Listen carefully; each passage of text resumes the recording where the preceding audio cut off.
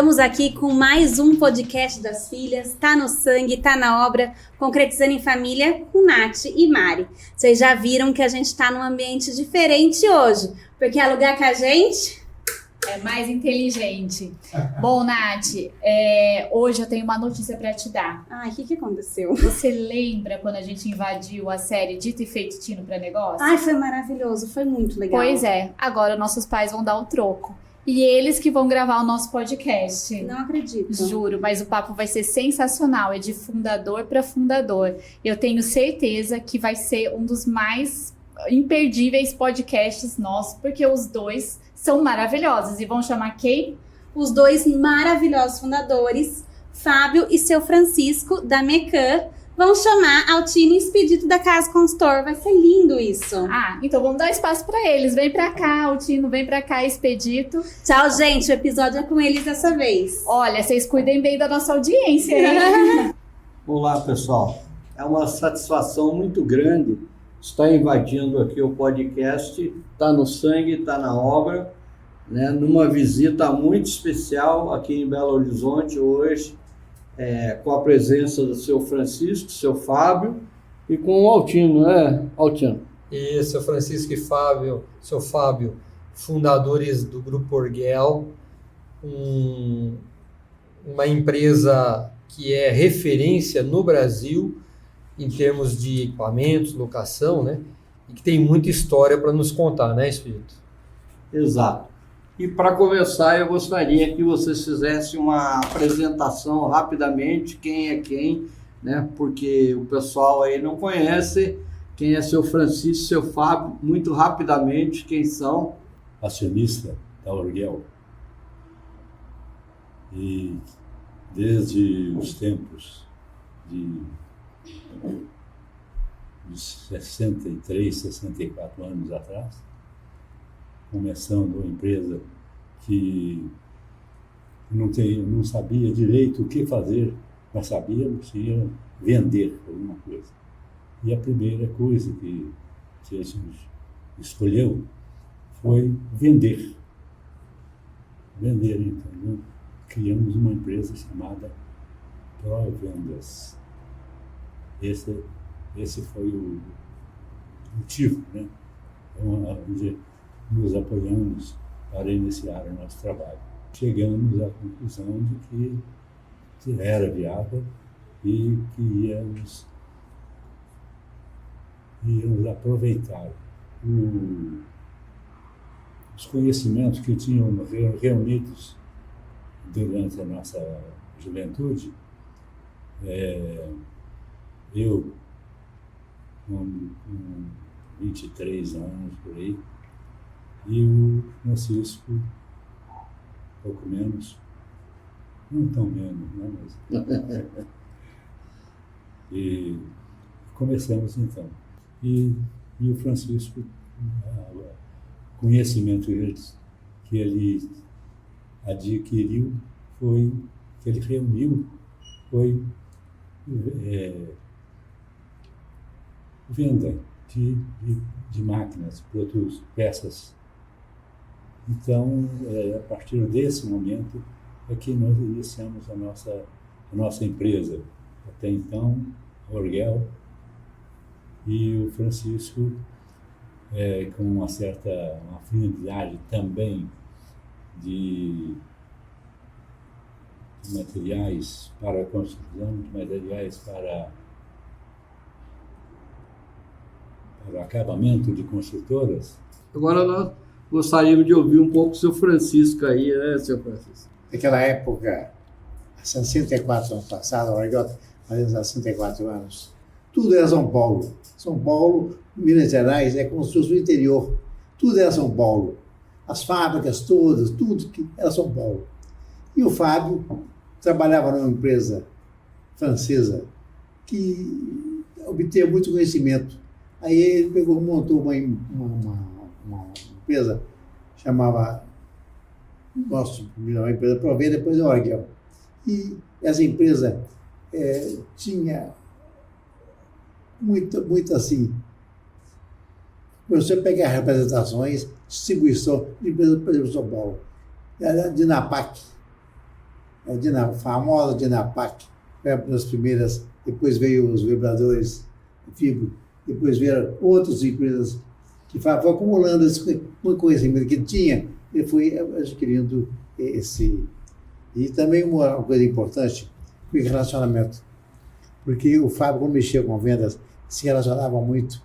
Então, o que eu estou dizendo, a respeito do Brasil América, da Encontro, exatamente porque o relacionamento dele, eles confiaram no Fábio, confiaram de que ele podia me apresentar, eu tinha um razoável conhecimento de aplicação de empresa de prédio, porque eu tinha que mexer com isso, o Chiquito Guerra. Então, assim, a gente via que começava a mexer, mas também aqui também, mesmo no conhecimento, tudo dependia de São Paulo. O material que nós usávamos, todo era fabricado em São Paulo. Até hoje, mas não tem fábrica aqui não. Estava falando com o Sérgio agora, e com a Isabel, que a fábrica é como essa, e ser visitada por estudantes de engenharia. O cara forma engenharia mecânica e não sabe o que é fábrica. Por quê? Porque a fábrica é complexa. A tendência de fábrica é acabar. Foi uma ou duas fábricas só, para todo mundo, porque a fábrica é uma coisa complexa. Então, tudo depende de São Paulo. Até com o nosso, começamos a aprender a mexer com locação. Nós não tínhamos nenhuma empresa em São Paulo que mexia com locação, mas nós perscrutamos o mercado. Essa questão nós começamos depois a aprender. Aprendemos com a vivência, muito com a vivência, e nós acreditamos numa coisa, alguém falou nisso hoje, o relacionamento entre as pessoas. Nós começamos a viajar o mundo inteiro para ver estados dos negócios. Viajamos muito para a feira de Hannover, para saber como é que estava o mundo. Porque nós podíamos estar pensando, vendo uma coisa aqui, e amanhã esse negócio tudo está passado. Nós viajamos meio mundo, visitamos várias e várias fábricas. Nós conhecemos meio mundo, de tanto achar, nós queríamos saber como é que estava. Agora mesmo passei, vi uma pré-feradeira da MQ. Essa pré-feradeira nós havíamos ter visto na Itália há uns 30, 40 anos passados. Nós fomos lá visitar uma empresa, lógico, ou outras empresas lá. Eles tinham pré-feradeira de 60 metros de comprimento. Para nós era um negócio de tomate.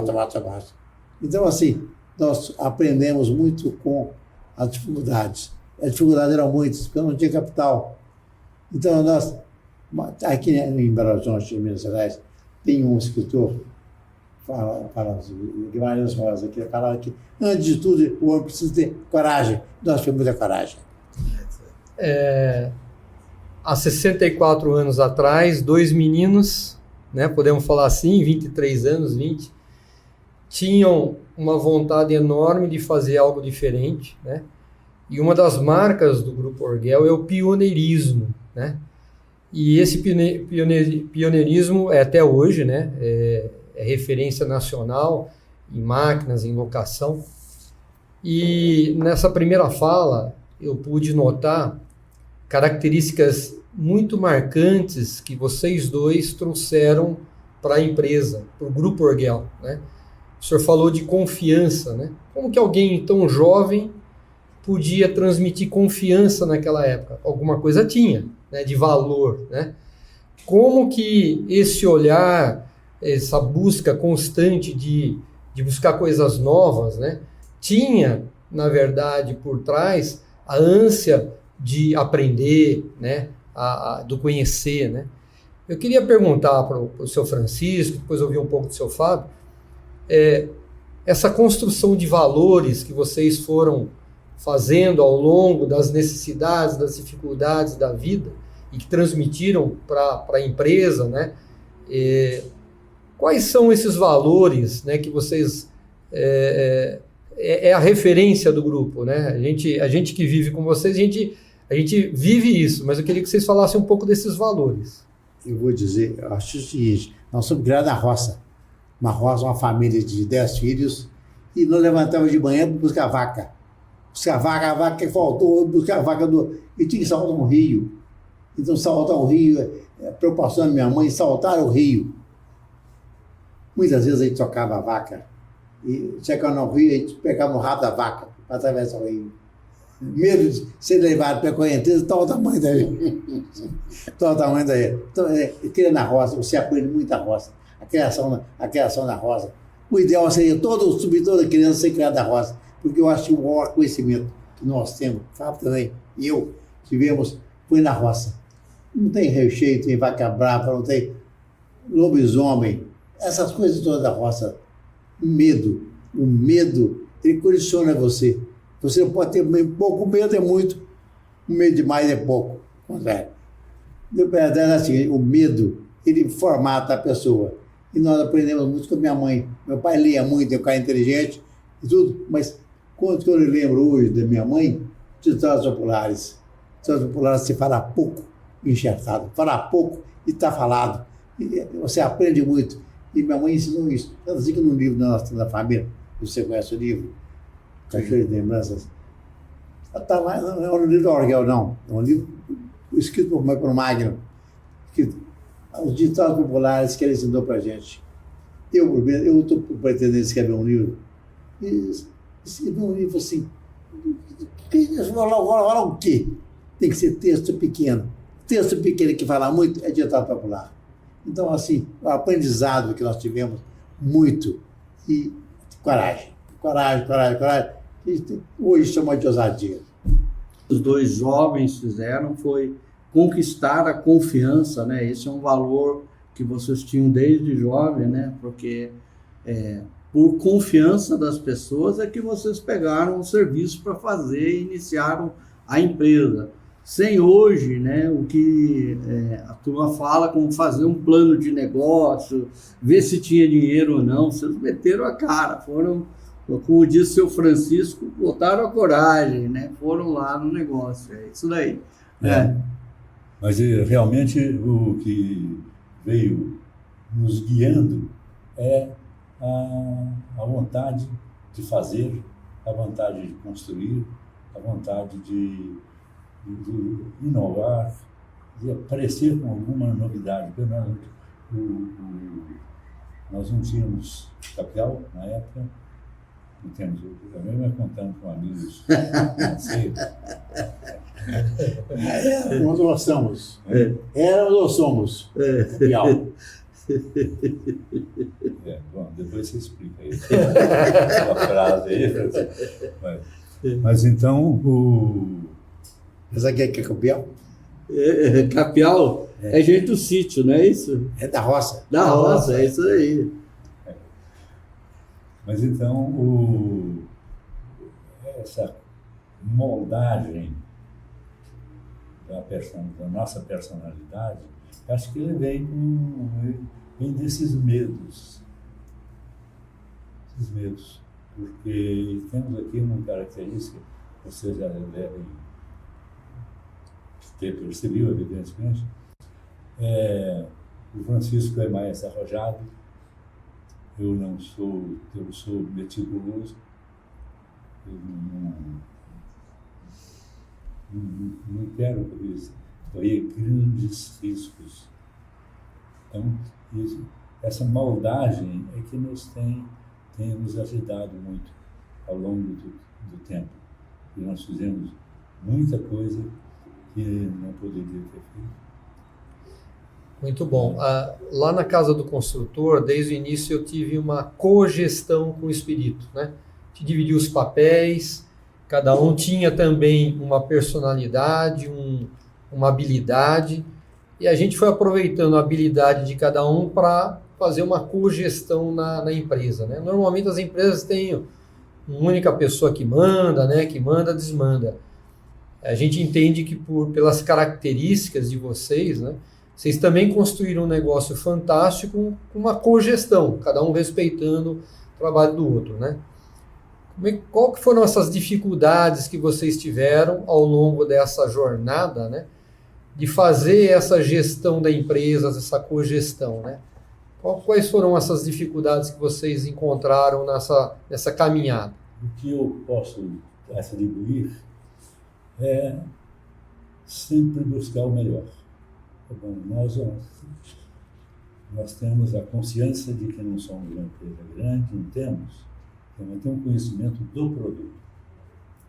Isso tem sido um guia, né, para conduzir os negócios. E com esse comportamento, acho que nós fomos conquistando, cativando, conquistando a confiança das pessoas. O tino comercial vocês tinham porque essa empresa durou, né, tá aí há mais de 60 anos. Então, uma pergunta para o senhor Francisco aí, qual é a liga que fez, né, assim, qual parte o senhor fazia, qual parte mais o seu Fábio fazia, como vocês dividiam as tarefas? Na verdade é o seguinte, o Fábio falou uma coisa aí, que é a busca do aprendizado. Eu falo que é a busca do conhecimento. Esse busca do conhecimento é fundamental. Se a pessoa não tiver conhecimento, porque nós temos hoje uma série de informações, por exemplo, conhecimento não tem. Tem muita informação. O que eu aperto a pessoa não sabe. Não é conhecimento. Eu busco conhecimento das outras pessoas. A gente trazia para cá. Eu lembro uma vez, um amigo do Fábio, lá da Link, lá de Porto Alegre, veio para cá, dizendo assim, conversar com o Fábio para pegar uma ideia. Nós sempre recebemos, especialmente quando mexemos com locação, as pessoas vinham do Nordeste para cá, vinham de São Paulo para cá, para saber como é que era, que é locação, como é que é o contrato, como é que não contrato, como é que não cobra. Assim, não sabiam nada. Nós temos que ensinar tudo. E nós ficamos recebendo essas pessoas. Então nós ficamos sendo conhecidos no Brasil todo. Por quê? Conhecimento. Valorizar o conhecimento e valorizar as pessoas. E outra coisa, o Fábio, eu acompanhei muito o Fábio nos cursos de como falar em público, como se relacionar, tudo que é para melhorar a pessoa. Nós vimos buscar nas empresas. E outra coisa, as convenções da Maquita ricas demais, convenções da Bosch, muito ricas, as visitas à Dinapac, o contato com as pessoas, uma frase que a pessoa fala, é um aprendizado para nós. E esse aprendizado é que nos ajudou, nos deu suporte. Porque nós não tínhamos capital, não. O capital nosso era o conhecimento do fornecedor, do cliente e são três. Se não tivesse conhecimento, a gente fica para o primeiro lugar. Sérgio, um dos filhos, né, está CEO da empresa, né? E como é que foi isso? Ele sempre trabalhou com o senhor? Ou tem alguma regra no trabalho? Como é que era? Como é que foi estabelecido? Ou foi natural o que foi acontecendo na coisa? Foi natural. Foi as coisas. Minha visão, minha observação é que o Sérgio sempre teve uma afinidade com o Francisco. E ele, tendo essa afinidade, o Francisco sempre teve a atitude de apoiar o Sérgio. O Sérgio trazendo uma ideia, porque ele estudava comércio exterior e tal. Então aquilo agregava algum conhecimento. Então a conversa deles fluía muito bem nesse sentido, né? Mas então foi essa aproximação natural. Foi muito antes de uma decisão de falar, o Sérgio faz isso, ou faz aquilo. O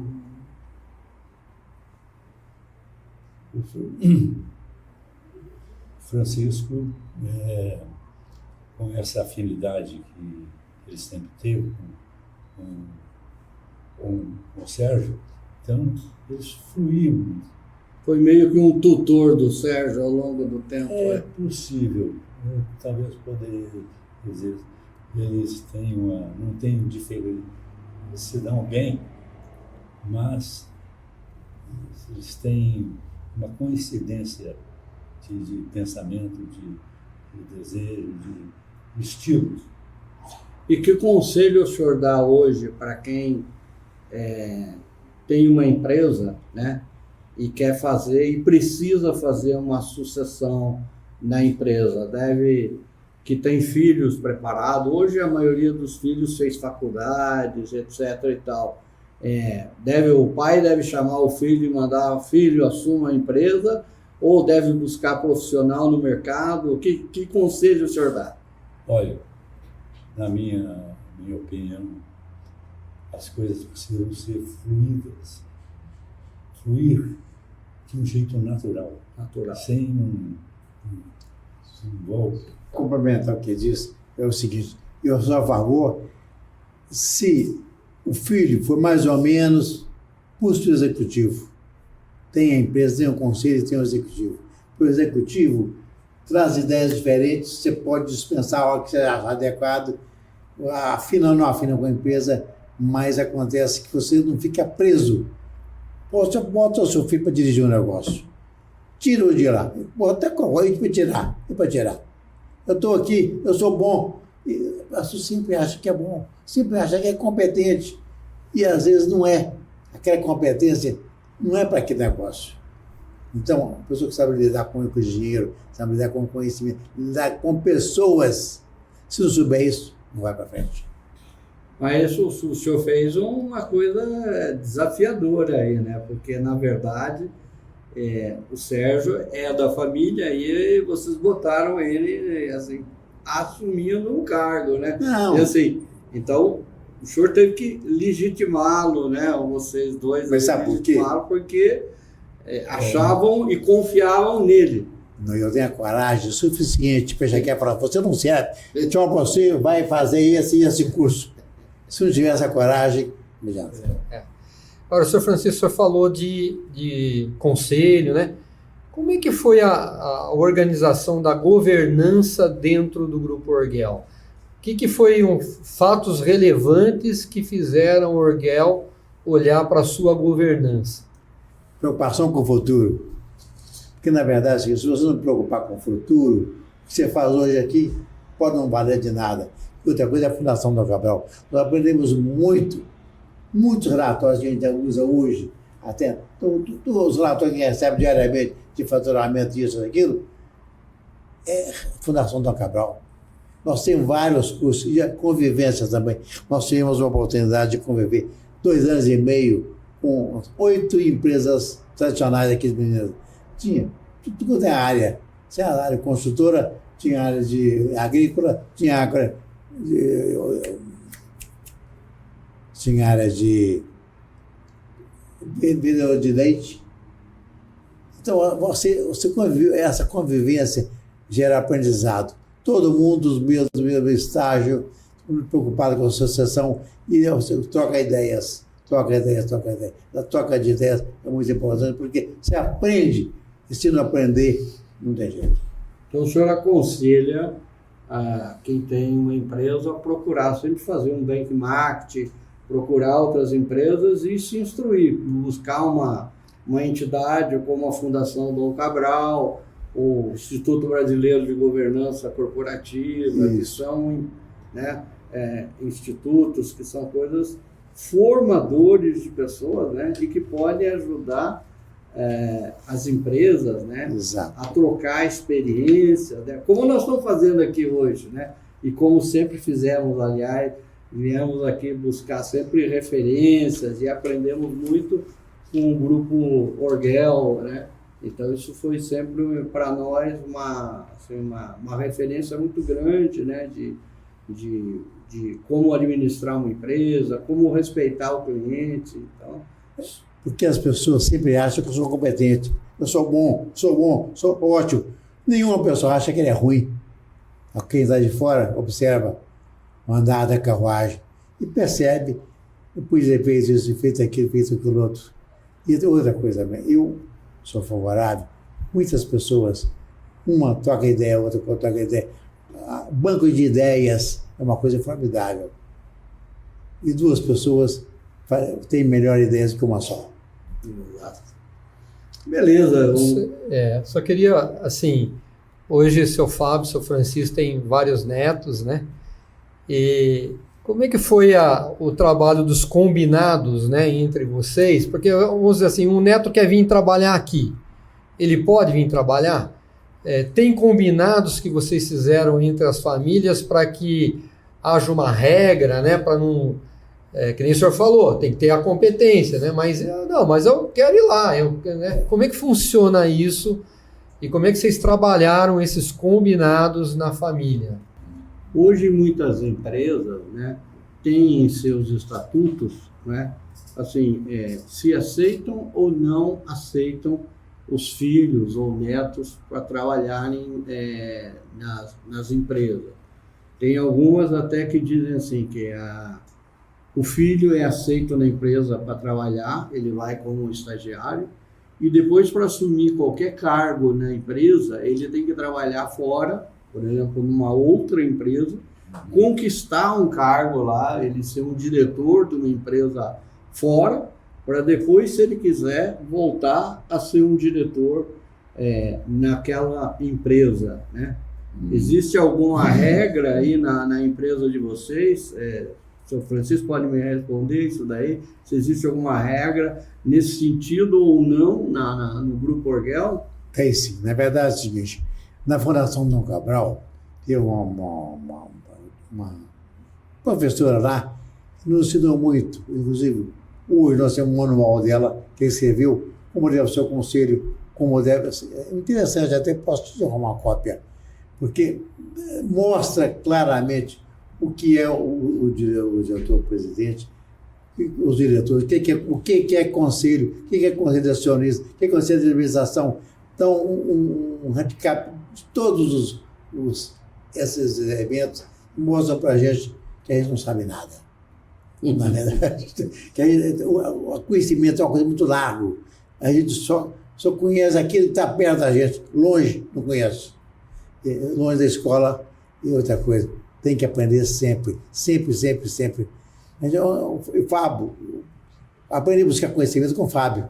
Busquei aqui, busquei ali, e muita coisa nós não sabemos até hoje. Senhor Fábio, o senhor e o senhor Francisco foram sempre visionários, né? Foram os que praticamente estabeleceram o aluguel de equipamentos aqui no Brasil, né? Foram os que trouxeram uma série de equipamentos, introduziram uma série de equipamentos no processo construtivo que ajudou a ter maior produtividade, segurança, né? Como é que o senhor vê o futuro, senhor Fábio?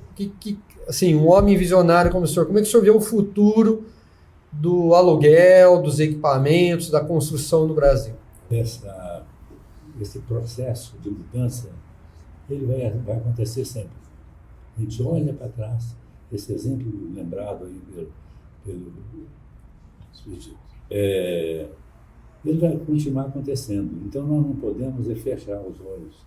Pelo contrário, nós temos que estimular e provocar.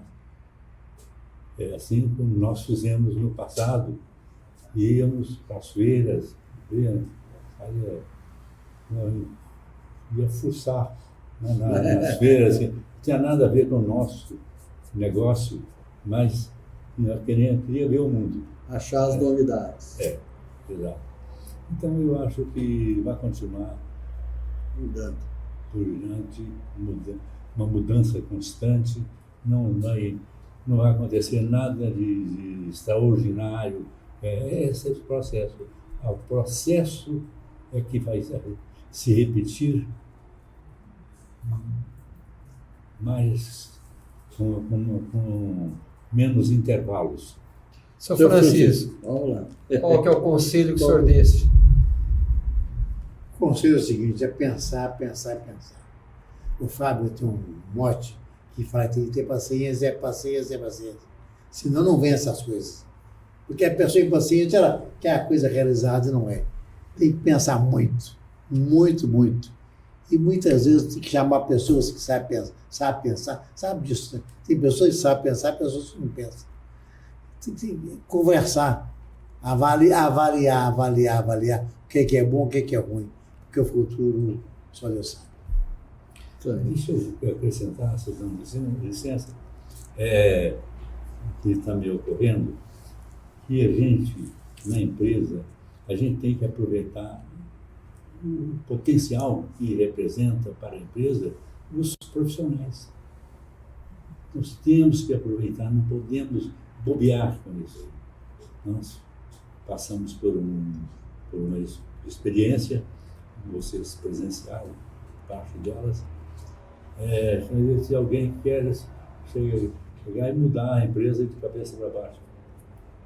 Não precisa disso, não tem martelo ali para marretar Então eu acho que isso é respeitar a equipe, ela vai se formando ao longo do tempo, ela vai se formando. Nosso agradecimento, a palavra-chave é gratidão por tudo que vocês fizeram e fazem pela Casa do Construtor, pela nossa rede. Nós e nossos franqueados somos muito gratos pelo que o grupo de vocês trouxe para a gente e propiciou para a gente nesses 33 anos da Casa do Construtor. Gratidão. Mari, assumimos nossos postos com Nath e Mari aqui, e a segunda geração da Mecan, Sérgio e Felipe, muito obrigado, sejam bem-vindos. Grande prazer recebê-las. Bom, para nós é uma honra estar recebendo e participando desse podcast tão legal. Estamos à disposição de vocês. A gente queria fazer uma primeira pergunta para vocês sobre como foi essa preparação, né, da segunda geração, porque é algo que os nossos franqueados, eles perguntam muito, como eu posso preparar o meu sucessor, né? E aqui nós temos 2 casos de pessoas, um que está na empresa e o outro que está no conselho. Acho que a gente gostaria de entender um pouco e para vocês falarem para os nossos franqueados. Então, Nath e Mari, eu entrei na empresa ainda muito jovem, com 16 anos de idade. Então, auxiliar de serviços gerais, depois auxiliar de almoxarifado, auxiliar de mecânico. Então, foi uma longa jornada, né? Depois passei por vendas e todas as áreas da empresa, né? Então, foi um aprendizado que foi construído ali, aprendendo a fazer cada atividade. O Felipe também teve uma experiência similar, onde ele passou por todas as áreas da empresa. Em que pese ele não estar na empresa, ele vivenciou isso. E eu acho que é importantíssimo ter a vivência para saber gerir, para saber orientar os caminhos da empresa. E uma das coisas mais importantes que eu acho que a gente procurou fazer, e os nossos pais sempre tiveram essa preocupação, é profissionalizar a família. O que significa profissionalizar a família? É levar o máximo de conhecimento possível para que as coisas deem certo profissionalmente dentro da empresa. E nós fizemos muitos cursos da Fundação Dom Cabral, e inúmeros cursos no Brasil e fora, para nos prepararmos para atuar, né, como conselheiro, como consultores e até como executivos da própria empresa, sabendo que dentro da empresa, no nosso código de ética, de conduta, no acordo de acionistas, não tem lugar para pessoas que não são bons executivos. Então, se a pessoa não tem uma boa performance, independentemente se ela seja da família ou não, ela muito provavelmente não vai ter chance de se desenvolver no Grupo Orguel. Isso foi uma coisa que sempre deixou muito claro. A gente já teve familiares no começo da empresa trabalhando com a gente, que hoje não estão mais, já foram para outras atividades, mas isso sempre foi uma coisa que os nossos pais deixaram muito claro, muito transparente. Olha, aqui você vai se dar bem ou você vai crescer se você for competente. Caso contrário, não adianta ser filho do fundador, porque não tem espaço para você. Quando você fala assim, profissionalizou a empresa e tudo, fala um pouquinho como que foi essa jornada da governança. O que vocês têm hoje da governança e como que vocês colocaram isso? Quando a gente começou a falar sobre governança, era um tema até relativamente novo no Brasil. A partir de 94, a gente começou a frequentar a Fundação Dom Cabral e a gente começou a ver que inúmeras empresas estavam passando por esse momento, inúmeras pequenas, médias e grandes empresas, processo de sucessão. E o primeiro pilar da governança foi o nivelamento de conhecimento dos acionistas fundadores, ou seja, nós sentamos com todo mundo e passamos por um acordo de acionistas com regras claras de quem pode trabalhar, quem não pode trabalhar, o que deve ser feito, qual é o currículo que se espera. Então, esse foi o primeiro pilar, um acordo de acionistas. Escrevendo junto com a primeira. Todos participando junto, com os consultores da fundação. Nós temos inúmeras reuniões individuais, coletivas, em grupo. A gente trouxe professores, fizemos trabalhos em loco na companhia. E a gente, cada um, né, colocou aquilo que entendia, que deixava de entender. E a gente, primeira coisa, a gente teve esse nivelamento de informação.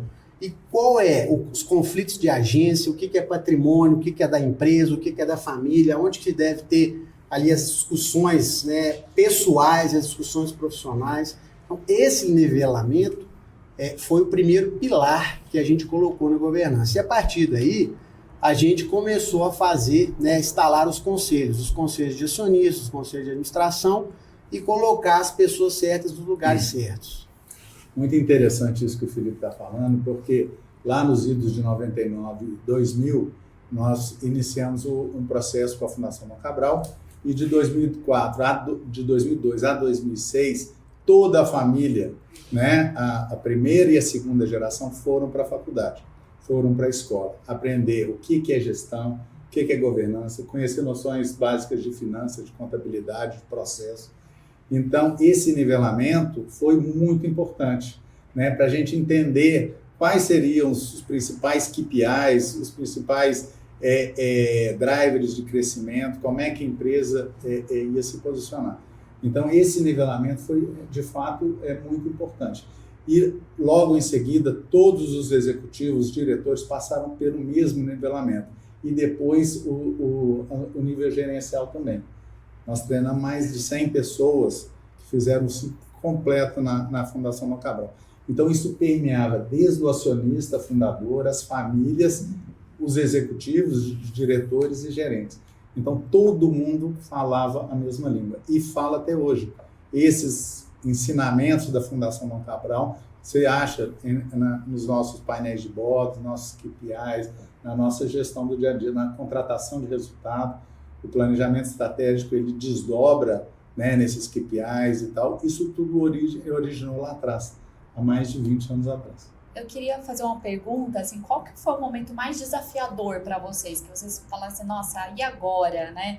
Nessa sucessão, porque a gente vive isso, né? Tem muitos desafios, mas assim, qual que você acha que fala, poxa, para mim foi difícil? E aí pode ser momentos diferentes, porque, né, cada pessoa tem carreiras diferentes. Eu acho que assim, a empresa, uma empresa de mais de 60 anos, ela passou por diversas crises.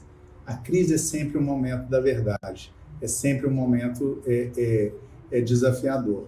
Então, a gente teve que repensar o negócio, sair de alguns negócios, né, entrar em outros negócios. Então, esses momentos da verdade aconteceram várias vezes. Em termos de governança, né, eu não diria que teve, assim, a gente estruturou lá em 2006, né, a nossa governança corporativa, que está até hoje, né, com o conselho de acionistas, conselho de administração, a figura do CEO. O nosso trabalho é muito focado em planejamento estratégico e a gente desdobra, né, para as diversas diretorias, para as diversas linhas de negócio. Então, eu acho muito importante esse alinhamento entre acionistas, né, os fundadores, acionistas e gestão da empresa.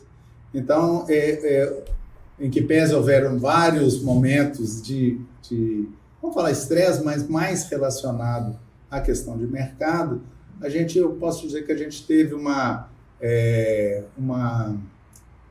assim, as famílias convivem e estão muito bem e estão muito alinhadas. Família unida, apesar das crises que o mercado foi apresentando e vocês foram conseguindo, né?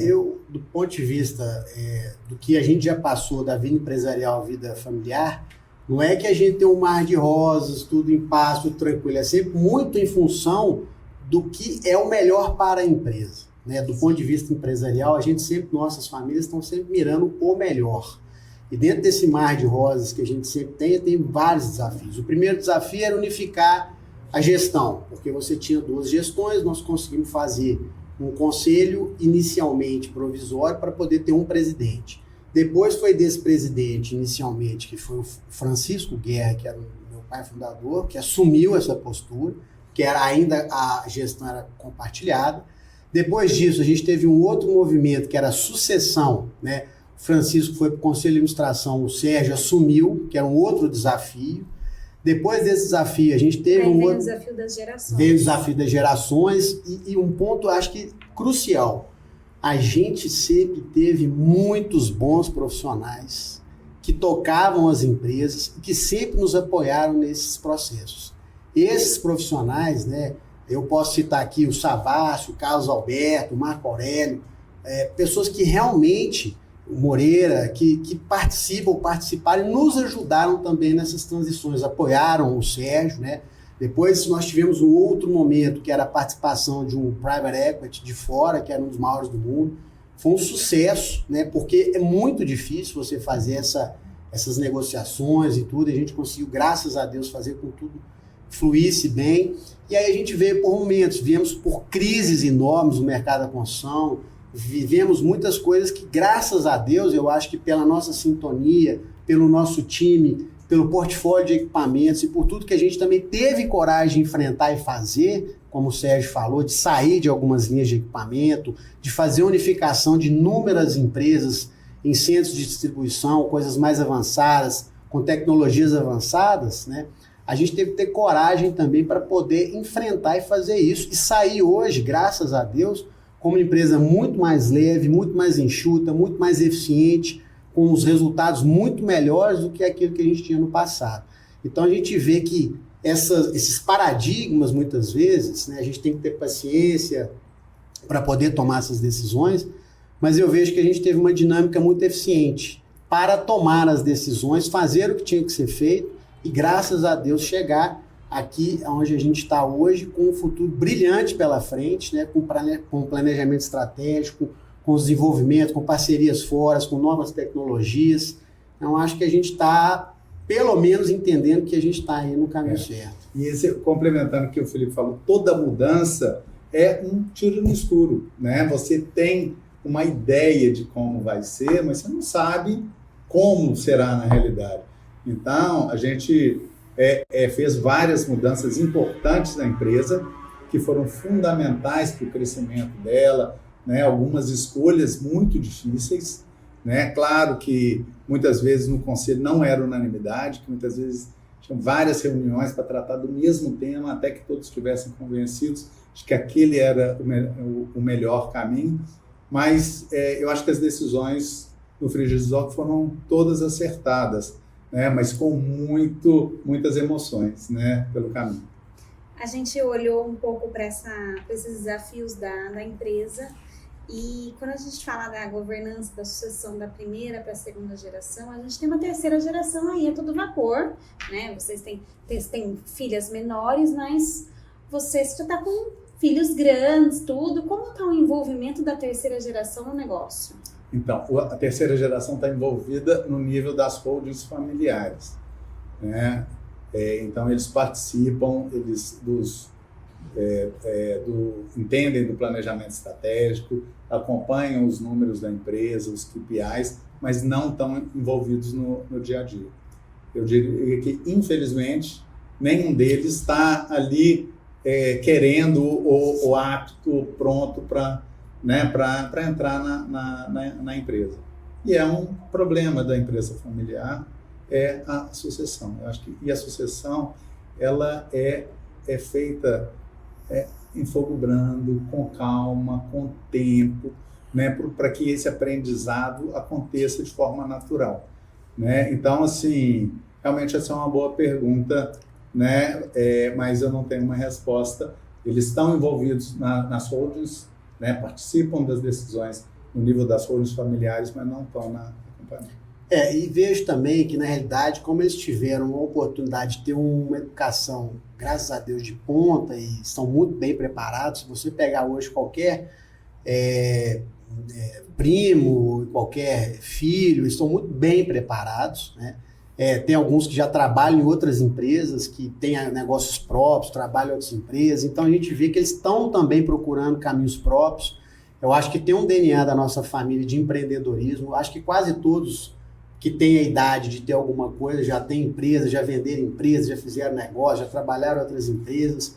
Então a gente vê esse DNA muito forte também na família, mas a gente vê que eles estão preparados do ponto de vista da governança em relação às holdings, a estrutura, o conselho, mas o que a gente vê é que a gente tem realmente pensado sobre isso, não deixa de ser um desafio, mas a gente também entende que o mercado tem muitos profissionais, né, aptos e competentes dentro da companhia que possam fazer esse soft landing, que a gente chama aí de uma sucessão familiar com uma profissional e com prata da casa, vamos dizer assim, né? Então a gente também entende isso, que a gente tem essas pessoas que estão aqui, que nos ajudam todos os dias, e as pessoas, querendo ou não, das famílias, tem uma visão assim, muito empreendedora também, né? De montar outros negócios, enfim. Tem gente que mexe com tecnologia, que não tem muitas vezes, né, a ver com o dia a dia. A gente fala que vocês conseguiram formar, então, acionistas conscientes, né? Aquele acionista que ele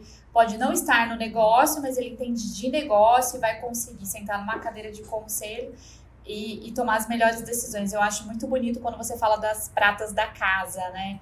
Que dão com a cultura, e hoje a gente conversou antes sobre cultura, sobre a importância da cultura na empresa. O que vocês, assim, gostaria que vocês falassem um pouco disso para os franqueados, como é importante ter uma boa cultura, uma cultura forte no processo de governança e de sucessão. Eu vejo que isso veio lá de trás da fundação da empresa. A empresa, o primeiro valor, né, da Orguel, desde a fundação, são pessoas, são valorizar as pessoas, né, e promover o conhecimento, o crescimento das pessoas. Então, como o Felipe falou, a gente tem um rol de executivos fantástico, nós temos uma força incrível dentro da companhia. Então, assim, a sucessão, voltando ao tema de sucessão, ela tranquilamente poderia ser feita, pode ser feita com executivos que foram formados aqui, que tem o nosso DNA, que tem a nossa cultura, que eu acho muito importante. Na minha visão, a melhor sucessão é aquela feita em casa. O que eu vejo dentro dessa situação, na realidade, é porque muitas vezes as empresas, né, se sentem muitas vezes incompetentes por ver outras empresas crescendo mais e mais rápido, e aí você fala assim, não, vou trazer um executivo formado lá em Stanford, o cara passou na Embraer, o cara passou na NASA, então esse cara vai ser o sucesso. E nem sempre é assim. Pode dar certo? Não tem a cultura, não pode, tem os valores. Exatamente, pode dar certo. Não tem a essência. Exatamente. Agora, a gente não pode deixar de valorizar aquelas pessoas que estão ali do seu lado, do dia a dia, que estão tocando as empresas, tocando os negócios, conhece profundamente do produto, do serviço, dos clientes, porque o relacionamento, vocês perguntaram aí sobre os nossos pais do futuro, né? O que a gente vê muito também é sobre atendimento ao cliente, que é uma das coisas que a gente gosta de fazer bem. A nossa marca, quando a gente fala que é confiança, é exatamente que o cliente pode confiar naquilo que a gente está entregando e no produto que a gente está oferecendo. Por quê? Porque esse hoje é um grande diferencial. Hoje o produto, se você pegar por si só, existem inúmeros produtos iguais, mas o back-office, aquela atendimento que você pode contar, você paga mais caro por isso.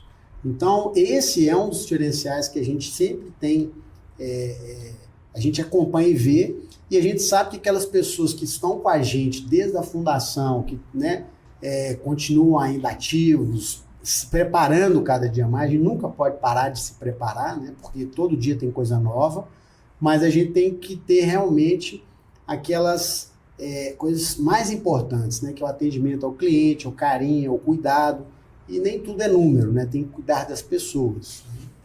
Olhando para a trajetória até aqui, fala o que vocês planejam daqui para frente? Qual que é o desafio do futuro? Então, eu vejo que crescer, crescer e crescer, né? Mas crescer com qualidade, com sustentabilidade, com um nível de risco em termos de alavancagem baixo, né? Como diz o Francisco, a empresa está aí, a empresa tem que durar mais de 1000 anos. Então, você faz isso com juízo, né? Então, e a gente é responsável por um ecossistema importante, né? São mais de 1.400 funcionários, né? Em diversas regiões do Brasil. Então, a gente tem responsabilidade com essas famílias todas. Então, crescer com responsabilidade, crescer com tecnologia, mas sem perder isso que o Felipe comentou, que é o contato, que é a relação próxima com o nosso cliente. Isso é insubstituível. Tem IA, tem inteligência artificial, tem coisas chegando aí, mas nada substitui o olho no olho, né? A relação próxima, né? O entender e resolver, né, as necessidades do cliente. Eu acredito, em relação a tudo isso que o Sérgio falou, um diferencial do mundo moderno hoje. A tecnologia está acelerada, todos os dias tem máquina e equipamento novo. A gente começou lá, né, com raspação de sinteco, meu pai raspando sinteco, o Fábio olhando máquinas e equipamentos, mas se você pegar uma geração de máquinas e equipamentos, a gente vê que tem uma inovação muito grande. E a gente está sempre muito antenado, a gente quer trazer as melhores máquinas e os melhores equipamentos para atender as soluções dos nossos clientes. E a gente tem um mote que a gente sempre, né, na época, nos inícios, né, aí de locação de equipamento, a gente sempre pensou em alugar máquina e equipamento. Hoje é completamente diferente. A gente quer trazer solução para os clientes. Qual é o seu problema? Me fala o que você precisa, que eu vou te falar qual é o melhor equipamento, melhor custo-benefício e qual o tempo que você vai ter de resultado utilizando esse know-how, nossa expertise. Então eu vejo que o futuro passa muito por isso. Quem é que vai conseguir dar a melhor solução para o cliente? E com a tecnologia, a inteligência artificial, novos equipamentos e serviços, eu acho que a gente tem um time aqui dentro preparado para atender essas novas demandas e soluções. Porque se você parar para pensar, qualquer criança hoje coloca no chat GPT e você tira uma foto de uma obra, ele às vezes te dá até o orçamento, né? Então a gente tem um time aqui dentro pensando nisso todos os dias e eu acho que a gente vai conseguir ajudar muitos nossos clientes com essas novas tecnologias, com nessa nova forma de atender o cliente. Uma coisa também que a gente não para de fazer é pesquisa. A gente está sempre fora visitando feira, visitando clientes, visitando obras, para entender, né, novas soluções, como que a gente pode ajudar o cliente. E o nosso negócio é como que eu posso solucionar aquele problema do cliente. Então, essa parte de pesquisa, de buscar novas soluções, foi uma constante desde a fundação da empresa e é um processo assim, que está intrínseco em todos nós. Agora, uma outra coisa que eu acho que é também muito importante é a gente saber escutar o cliente. Porque o cliente, muitas vezes, sabe... O pai falou, né? Ter a orelha grande. Gente, eu saí daqui, seu Francisco falou, tem que ter orelha grande agora. Vou até aumentar, esticar. Né? Porque muitas vezes a gente está no cliente e a gente, às vezes, não escuta aquilo que o cliente está mostrando para o caminho, o que está acontecendo. Então, esse feedback, essa relação próxima com o cliente traz novos produtos, novos serviços, novos equipamentos. E isso pode se transformar em um novo negócio, né? Dentro daquela nossa trajetória, eu acho que vários clientes, e até hoje a gente tem muito esse contato com os clientes, parceiros, fornecedores, assim, né, como a Casa do Consultor, que hoje é um grande sucesso, uma das maiores franquias aí, talvez, da América Latina, que realmente a gente cresce junto. Porque vocês podem nos passar as demandas, olha, tem um tipo de equipamento novo, vamos fazer isso, e se você mudar um pouquinho, a gente pode fazer. Então, a gente está sempre pensando nessa construção junto, né? Com o cliente, com o fornecedor, com os parceiros. E é verdade que a Meca está fazendo um andaime especial para os nossos franqueados lá do Paraguai, né? Exatamente. O Sérgio estava falando isso para a gente. Isso mostra atenção, né? Cada região, cada tipo de mercado tem uma característica de produto. E toda vez que a gente se propõe a fazer um produto customizado, a gente aprende muito, né? Então, a gente vê que essa solução que a gente aprendeu, né, que um produto usado em outro país pode ser usado aqui, né? Então, é sempre um processo de muito, muito rico de aprendizado. Eu queria agradecer muito e para a gente finalizar, senão a gente vai ficar aqui vários e vários episódios, mas para a gente finalizar, eu quero deixar assim para vocês passarem para os nossos franqueados. Eu acho que uma frase de ouro assim de cada um, conselho de cada um para os nossos franqueados. Agora você me pegou. Mas eu acho o seguinte, a empresa é um processo de construção contínua. A cada dia você melhora um pouquinho, você evolui, você aprende, você implementa, muito com essa escutativa do mercado, né, dos fornecedores, sempre atento para o que é tendência. E eu acho que é isso, a construção ela é feita de forma muito lenta, mas constante. E devagarzinho, mudando todo dia um pouquinho, você vai ao longe. Eu gostaria de deixar um conselho, na realidade, que é o seguinte: a família sempre vale mais do que a empresa. Não adianta você ter uma empresa de sucesso e uma família de fracasso. A família é o berço. E se você não tem berço, nada na sua vida vai dar certo. E uma outra questão que eu acho que é extremamente importante para o empreendedor, para os franqueados, é ter coragem de abrir uma franquia, de enfrentar todos os concorrentes, de ir para cima do mercado, porque, né, tem muitas estrelas e todas elas brilham para quem realmente quer brilhar, desafia, ter um sonho, lutar, ter coragem, se desafiar e crescer. Como foi um dia, vocês abriram uma empresa e hoje tem mais de 800 franquias espalhadas aí pela América Latina. Então, realmente, esse desafio de não ter medo, de enfrentar, eu acho que é extremamente importante para quem quer empreender. Sabe que você falou da família, né? A gente também, família e a parceria, né? Somos muito gratos, a Casa do Construtor é muito grata à Mecan. Moreira rompeu um protocolo e deu um crédito naquele momento que nossos pais não poderiam, né, pagar por aquilo. Isso foi, talvez, sem aquilo a gente não estaria onde a gente está hoje, né? Então, é muito para nós, é muito importante essa parceria. E nós também prezamos muito pela família, concordo muito com você. Sucesso nenhum justifica um fracasso na família, um fracasso nas parcerias, um fracasso no que a gente acredita, né? Os nossos valores. Os nossos valores. Eu queria agradecer, foi um prazer essa conversa com vocês e agradecer toda a atenção, né? Muito obrigada, Sérgio, Felipe. Até o próximo episódio de Concretizando em Família com Nath e Mari.